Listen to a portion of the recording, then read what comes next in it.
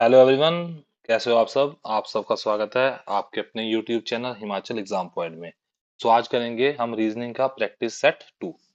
ये हमारी second class है प्रैक्टिस सेट की और सेकंड ही हमारा सेट है। तो ये जो सेट हैं ये आपके एचपीएस यूपीएससी सी सेट या फिर एचपी पटवारी या फिर एचपी पंचायत सेक्रेटरी सचिव के एग्जाम दे रहे हैं, या वो कोई भी एग्जाम हिमाचल का जिसमें रीजनिंग पूछी जाती है, तो आपके लिए ये महत्वपूर्ण है। तो स्टार्ट करते हैं अपने फर्स्ट क्वेश्चन से। फर्स्ट क्वेश्चन है हमारा ब्लड एंड रिलेशन का। यदि किसी बच्चे ने अभी तक प्रैक्टिस सेट 1 नहीं देखा, तो जो सेट 1 की वीडियो होगी वो मैं डिस्क्रिप्शन में डाल दूंगा उसका लिंक, तो आप वहां से देख सकते हैं। तो स्टार्ट करते हैं अपने पहले क्वेश्चन से जो ब्लड रिलेशन से है। तो ब्लड रिलेशन के हमने पिछली वीडियो में देखे थे कि हम कैसे उसे कोडिंग में लिखते हैं कि 1 लाइन का मीनिंग क्या होगा या 2 लाइन का मीनिंग क्या होगा। तो उसका यूज हम इस बार करेंगे। तो एग्जामिनर हमें कह रहा है कि Neha is a Vipul's mother. जो नेहा है वो विपुल की मदर है। तो आप शॉर्ट में वी लिख सकते हैं यदि नाम रिपीट नहीं होता, तब तक आप इसे शॉर्ट में लिख सकते हैं। Neha is a Vipul mother. तो आप कैसे लिखेंगे, जनरेशन बताया था। और नेहा क्या है, मदर, तो मतलब फीमेल है, तो आप यहाँ माइनस का साइन यूज कर लेंगे। तो दूसरी लाइन में वो कह रहा है रजत इज नेहास ब्रदर। जो रजत है वो नेहा का भाई है। तो सिंगल लाइन से क्या होता था, ब्रदर सिस्टर का रिलेशन। तो रजत जो है वो नेहा का भाई है, तो भाई पॉजिटिव हो गया। तो Prabhakar is a Rajat father. जो प्रभाकर है पी, वो रजत के फादर हैं। तो यहां तक आपका जो ब्लड रिलेशन की वो बिल्कुल सही बन गई। तो अभी हमसे क्या पूछ रहा है, वो कह रहा है कि प्रभाकर कैसे, या फिर प्रभाकर का जो विपुल के साथ रिलेशन है वो क्या है। How is Prabhakar related to Vipul. तो आप देख सकते हैं विपुल और प्रभाकर, इनमें क्या रिलेशन है। ऑप्शंस देखिए कि ये मैटरनल अंकल है या फिर मदर के भाई हैं। तो नहीं, मदर के भाई कौन है, रजत। तो ऑप्शन ये होगी हमारी गलत। मैटरनल ग्रैंडफादर या फिर मदर्स फादर, तो ये हमारी जो ऑप्शन है वो बिल्कुल सही है, क्योंकि ये दोनों भाई हैं, इसका भाई है, तो मतलब जो इनके फादर होंगे वो इनके भी फादर होंगे। ठीक है, तो जो हमारी ऑप्शन बी है वो बिल्कुल ठीक हुई है। तो जिन बच्चों ने ऑप्शन बी मार्क की है, 1 नंबर एग्जाम में कंफर्म कर लिया है। तो नेक्स्ट क्वेश्चन हमारा श्लोक से कि सम ट्रक्स आर बस। कुछ ट्रक है जो हमारे वो बस है। तो जिन बच्चों ने अभी तक पहली वीडियो नहीं देखी उनको मैं बता दूं कि जो हम स्लोक करते हैं, तो स्लोक के लिए हम ऐसी डायग्राम का यूज करते हैं जिसमें हम इस तरह से डायग्राम से बना लेते हैं और साथ में लिख देते हैं कि ये डायग्राम किसके लिए होगी। जैसे ये सर्कल हमने बनाया है, तो ये ट्रक का सर्कल बनाया है, तो हमने टी लिख दिया। अब उसने कहा सम ट्रक आर बस। अब हम ऐसे ही एक बस का सर्कल बनाएंगे, बट थोड़ा सा ट्रक के अंदर, क्योंकि उसने कहा है सम ट्रक आर बस। तो ये बी फॉर बस हो गया। उसने ऑल बस आर बाइक। जितने भी बस हैं वो क्या है, बाइक है। तो हम यहाँ लिख लेंगे बी आई मतलब बाइक। अब चेक करते हैं अपने कंक्लूजन। सो कंक्लूजन है हमारे सम ट्रक आर बाइक। तो ये बिल्कुल सही है। जो ये हिस्सा है, जो आपको ये हिस्सा देखने को मिल रहा है जहां बस और ट्रक ओवरलैप कर रहे हैं, वहां से बाइक भी ओवरलैप करती हुई जा रही है, क्योंकि all bus are bike, no bike are truck. तो ये हिस्सा तो पहले ही हो गया, तो ये तो ऑप्शन होगी गलत। तो जो हमारा ऑप्शन नंबर ए है वो होगा सही इस क्वेश्चन के लिए। थर्ड क्वेश्चन, ये हमारा थर्ड क्वेश्चन है आज का। ये क्वेश्चन नंबर 1 था। ये क्वेश्चन नंबर सेकंड है। और ये हमारा क्वेश्चन नंबर थर्ड। हमें नेक्स्ट नंबर पता करना है इस सीरीज का। तो लास्ट टाइम भी आपको समझाया था, यदि गैप छोटा है तो आप गैप से काम करेंगे, गैप ज्यादा जल्दी बढ़ रहा है तो आप मल्टीप्लाई और डिवाइड का जो मेथड है उसको यूज कर सकते हैं। या हम सीरीज लिख लेंगे, हमारी सीरीज है 1, 9, 18 और 82। और हमें फाइंड करना है नेक्स्ट नंबर। तो यहाँ हमारे पास जो गैप आ रहा है वो 8 का आ रहा है, और यहाँ पे जो आपको गैप देखने को मिलेगा वो 9 का मिलेगा, और जो यहाँ पे गैप मिलेगा वो 64 का मिलेगा, और आपको अगला बताना है।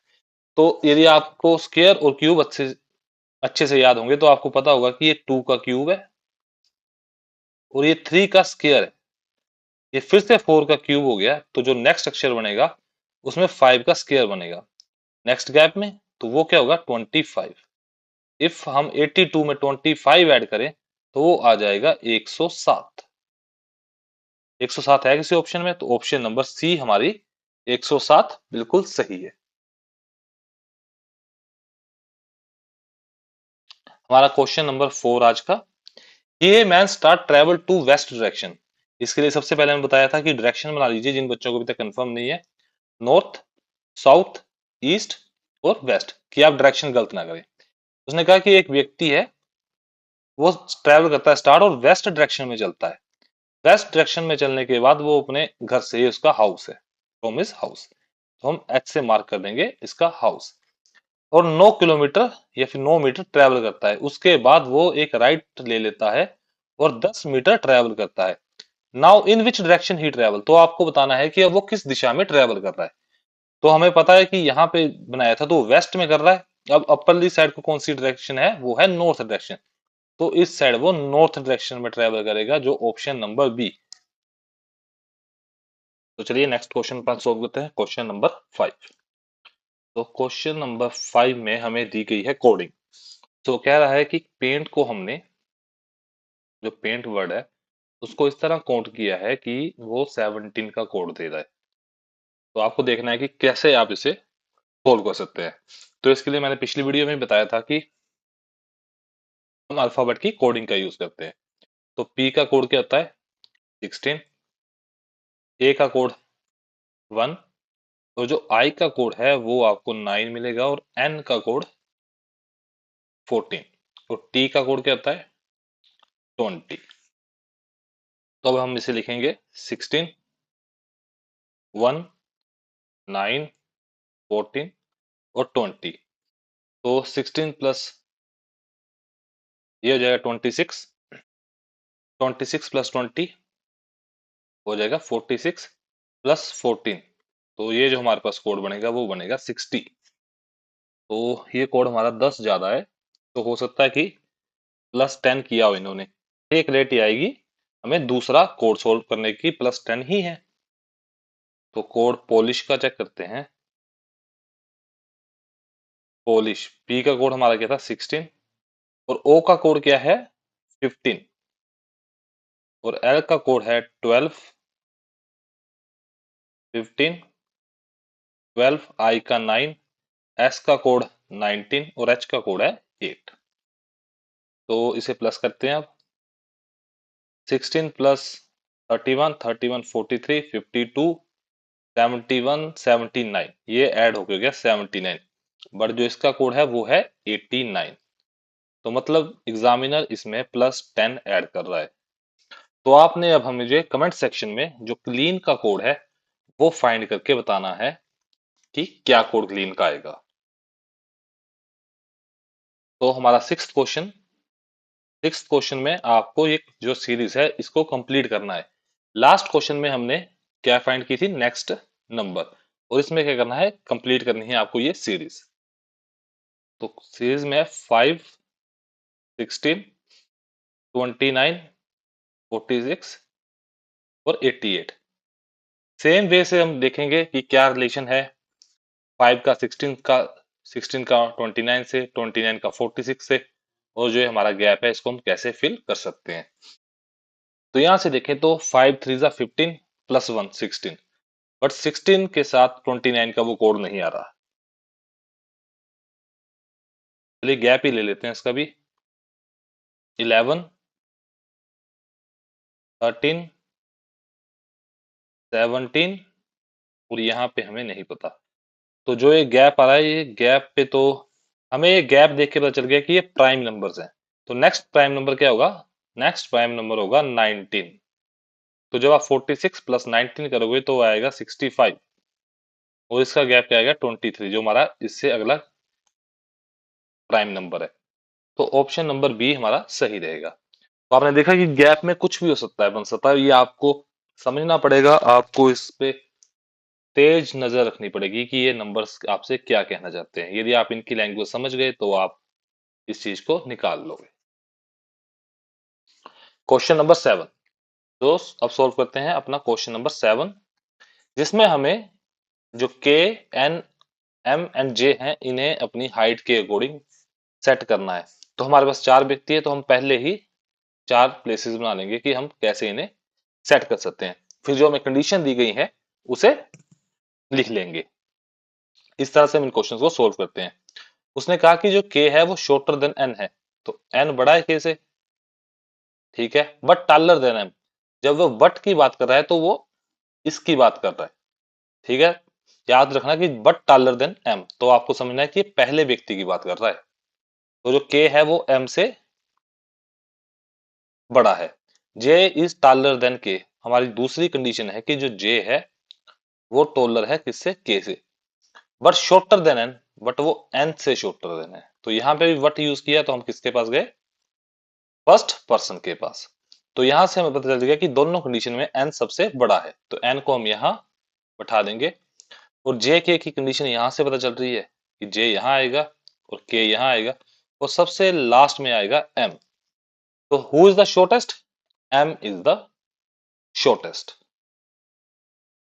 आई होप आपको समझ आ गया होगा कि कैसे हम इन जो स्मॉल पजल्स हैं, ऐसे हाइट बेस्ड या फिर एज बेस्ड या वेट बेस्ड, इनको कैसे सोल्व करते हैं। सबसे पहले आप जितने आपके व्यक्ति हैं उनके लिए प्लेसेस बना लेंगे, फिर कंडीशंस को लिख लेंगे, फिर उन्हें सेट करने की ट्राई करेंगे। तो इस क्वेश्चन में हमें एक सीरीज दी है, एक इक्वेशन कह लीजिए। इसको हमें देखना है कि ये इक्वेशन का क्या रिजल्ट आएगा जब हम इन ऑपरेशंस जो हमें दे रखे हैं इनको यूज करेंगे।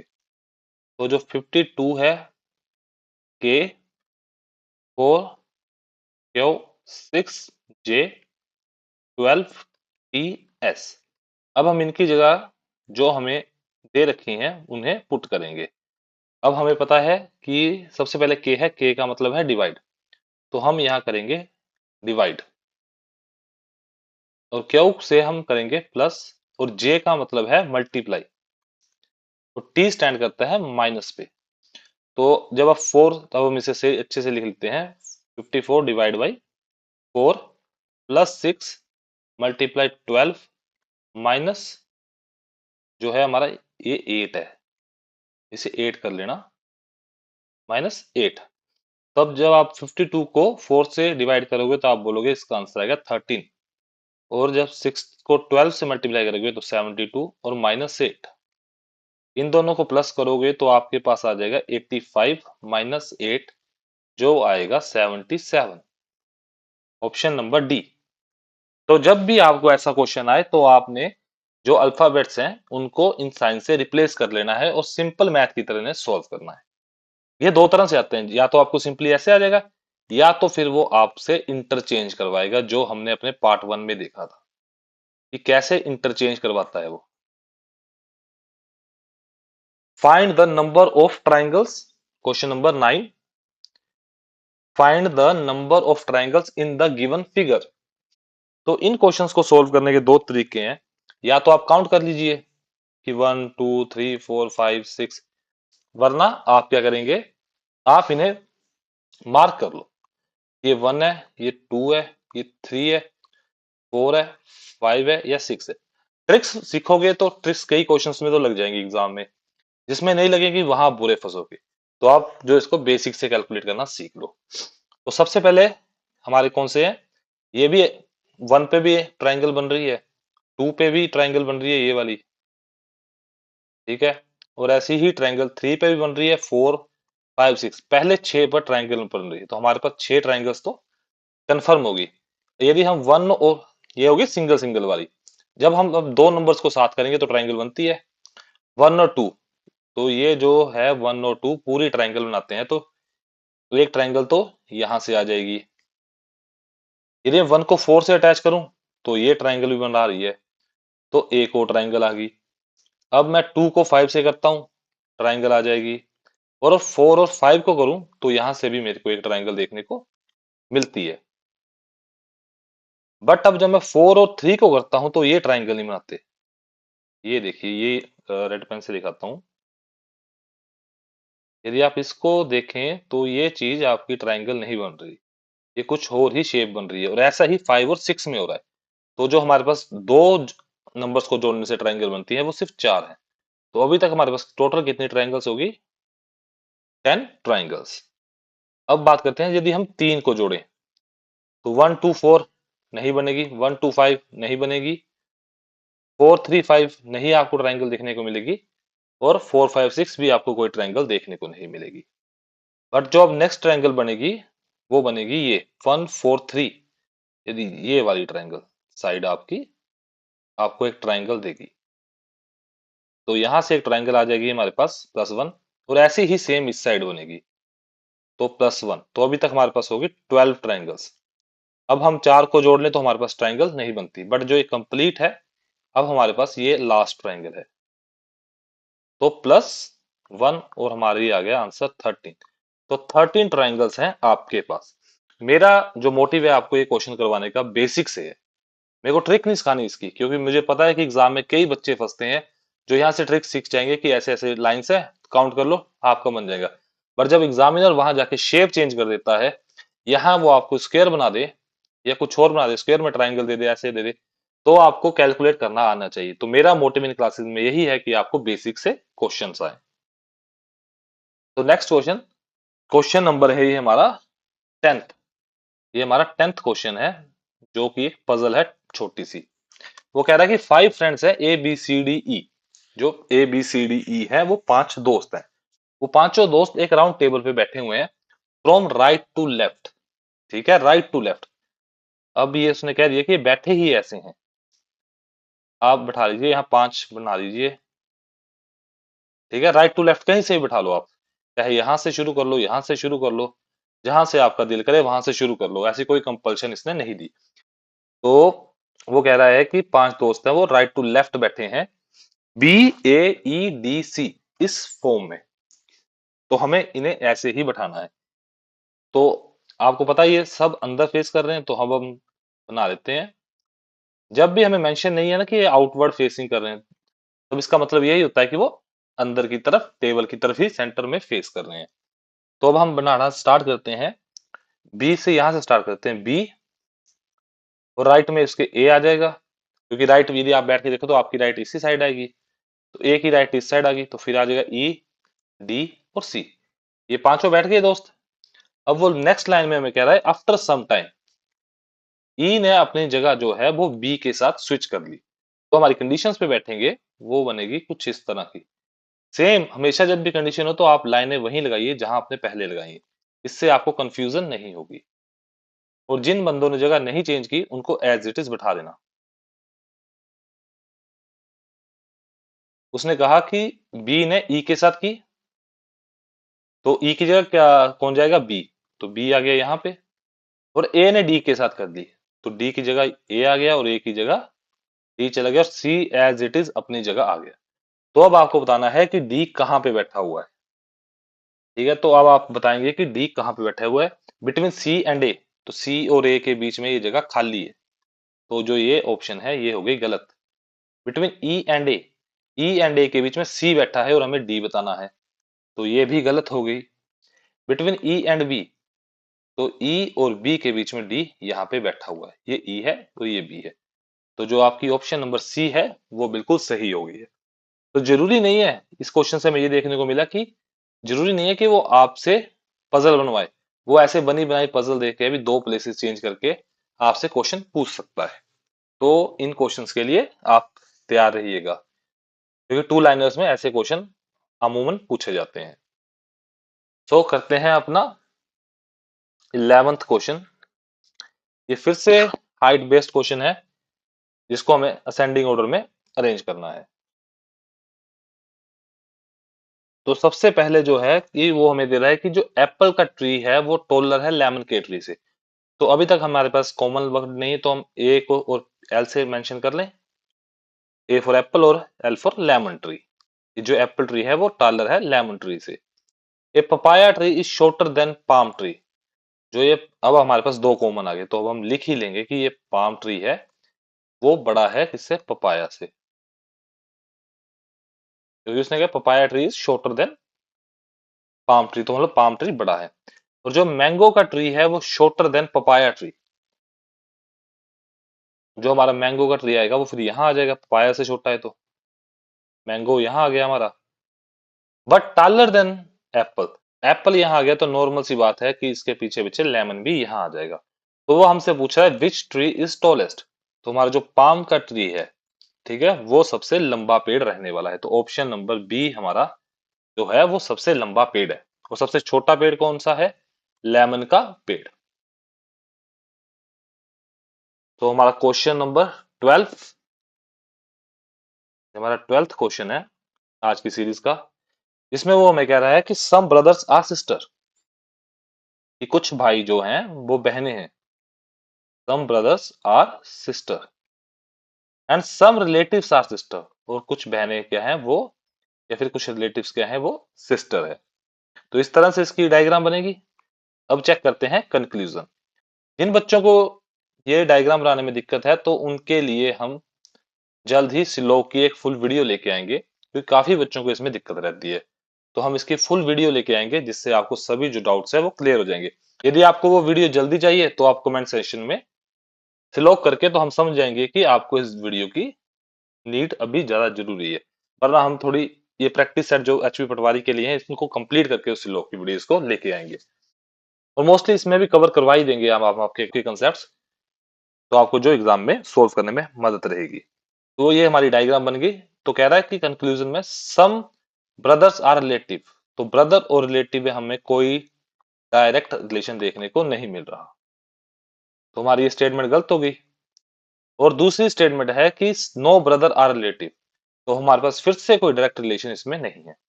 बट यहाँ अब एक बात समझने वाली है, जब आपका कंक्लूजन हो और जिसमें आप चेक कर रहे हो वो दोनों सेम है और दोनों ही इक्वेशंस जो है वो गलत हो जाती हैं, बट बात आ जाती है सम और नो की, कि देखिए कुछ तो कुछ इन दोनों में कनेक्शन होगा, ठीक है, या कुछ जो ब्रदर्स हैं वो रिलेटिव होंगे, या फिर कोई भी ब्रदर रिलेटिव नहीं होगा। यही दो केस समझ सकते हैं, और दोनों केस उसने हमें यहाँ दे दिए हैं। तो हम इसमें यूज करते हैं ईदर कंडीशन। जो ईदर की कंडीशन है उससे हम कहते हैं कि ईदर या तो पहला स्टेटमेंट ठीक होगा हमारा कि कुछ भाई जो है वो रिलेटिव होंगे, वरना दूसरी स्टेटमेंट होगी कि कोई भी भाई रिलेटिव नहीं होंगे। बट इसके लिए आपको यही देखना है कि जो हमारी दोनों स्टेटमेंट है वो डायग्राम को सेटिस्फाई ना करके गलत होती हुई और सम और नो का यूज किया हो। ठीक है, सम और नो, और जो ये कंपोनेंट्स हैं ये तो सेम रहने ही चाहिए। तो इस तरह से हम इस कंडीशन ईदर को यूज करते हैं, ईदर कंक्लूजन 1 और 2 फॉलो। तो चलिए नेक्स्ट क्वेश्चन करते हैं, क्वेश्चन नंबर 13। ये काफी ट्रेंडिंग क्वेश्चन है। एचपीआरसी में ऐसे कई क्वेश्चन आपको देखने को मिलेंगे। पहले तो आप इस क्वेश्चन को ध्यान से पढ़िए, ये क्वेश्चन में हमसे क्या कह रहा है। आप अपना टाइम लीजिए, एक आधा मिनट, और इसको ध्यान से पढ़ें कि क्वेश्चन हमसे क्या कह रहा है। तब तक हम इसका जो डाटा वो लिखते हैं। वो कह रहा है direction, consider the following information and answer the question based on it. जो आप ये क्वेश्चन है इस पे आप इसका आंसर करोगे। उसने कहा आउट ऑफ 200 चिल्ड्रन, तो मतलब 200 बच्चों में से जो 20 बच्चे हैं वो मिल्की खाना चाहते हैं, तो आप लिख सकते हैं ओनली। यहाँ लिखा ना ओनली, तो हम ओनली इसमें बड़ा महत्वपूर्ण अक्षर है, तो ओनली मिल्की,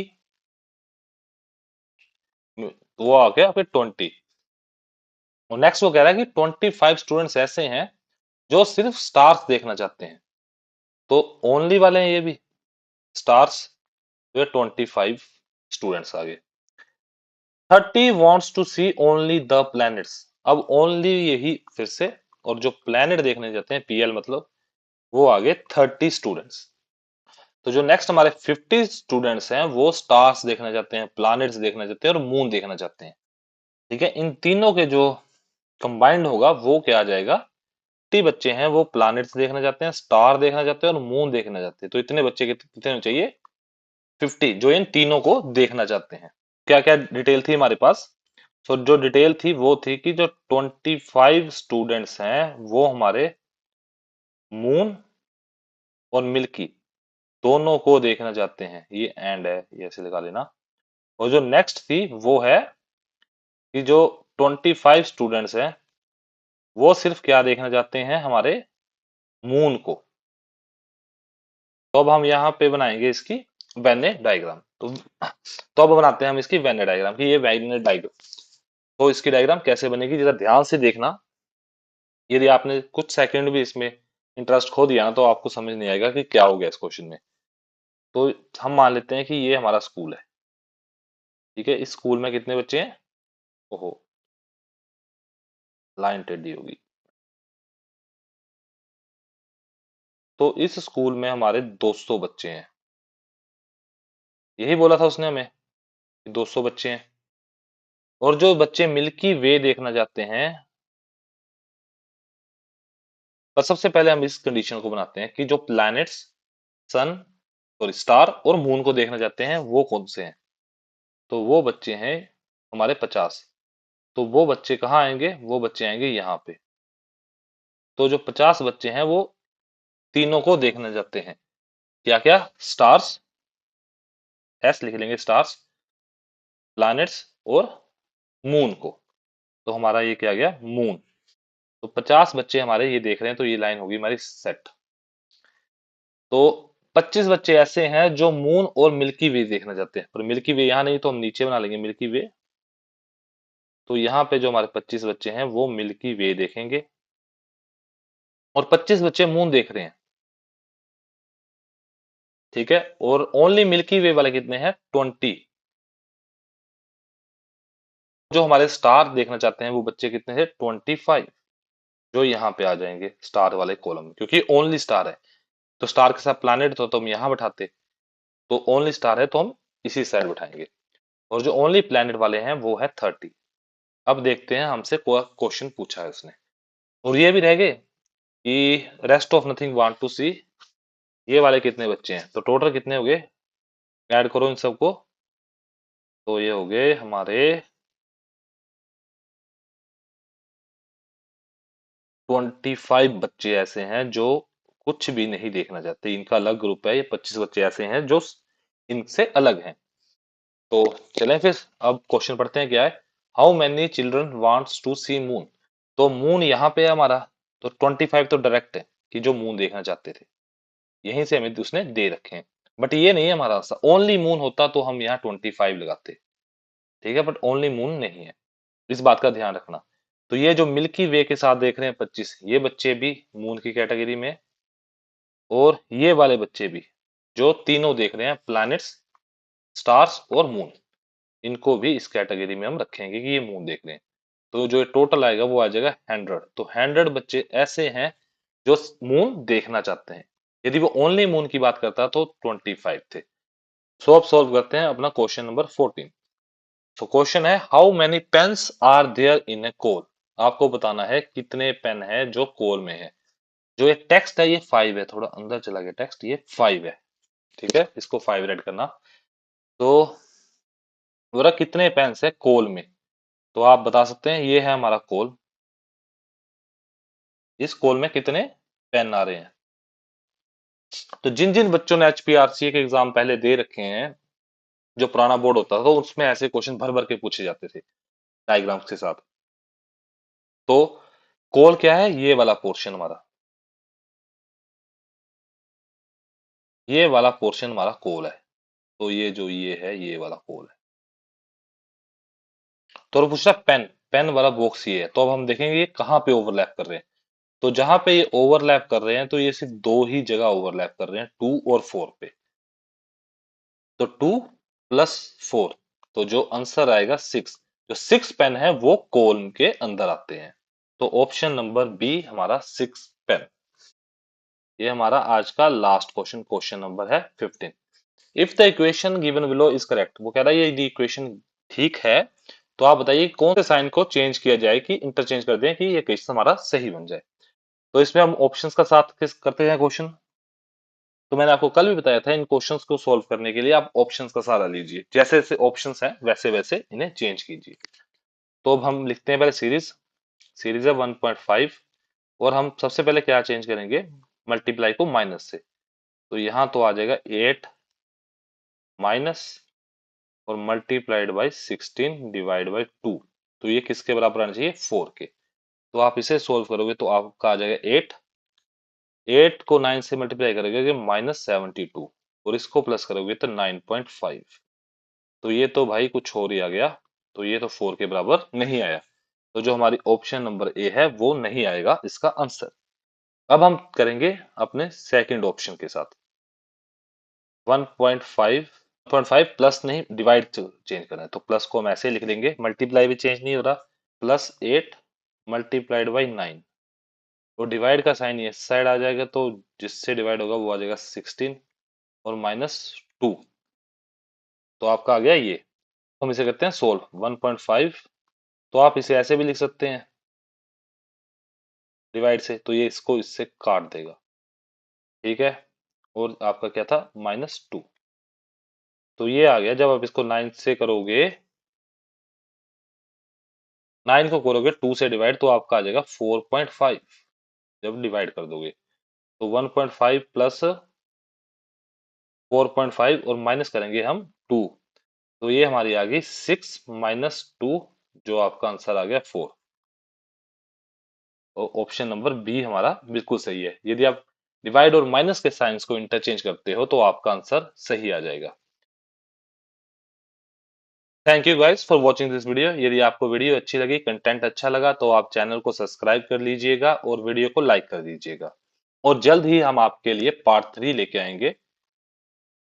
पार्ट 3 में हम और बेहतरीन और लेवल अप क्वेश्चंस करेंगे रीजनिंग के, जो आपके एग्जाम में आपको हेल्प करेंगे reasoning with in a time पूरी सॉल्व करने में। तो again thank you guys for watching, और मिलते हैं नेक्स्ट पार्ट में।